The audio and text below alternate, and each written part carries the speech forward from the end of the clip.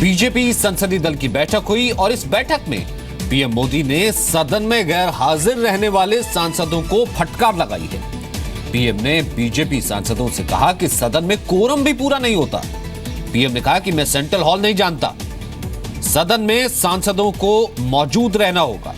PM ने कहा कि सांसद अगर नहीं मिले तो मैं उनसे फोन पर बात करूंगा, मैं चाहे तो किसी भी सांसद को बुला सकता हूं। रविंद्र कुमार इस वक्त मेरे सहयोगी हमारे साथ मौजूद हैं। रविंद्र, काफी सख्त लहजा पीएम मोदी का, क्या पूरी खबर, क्या फटकार लगाई है?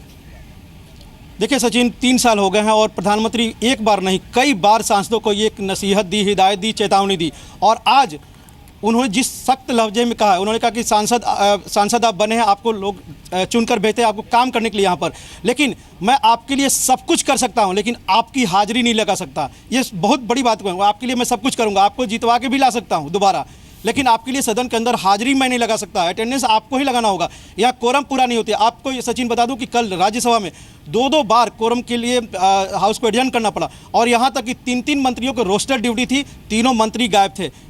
ये बात जब संसदीय कार्य मंत्री अनंत कुमार ने संसदीय दल में कहा तो पीएम ने कहा कि आपको अनुरोध करने की जरूरत नहीं है, इस पर सख्ती होना चाहिए।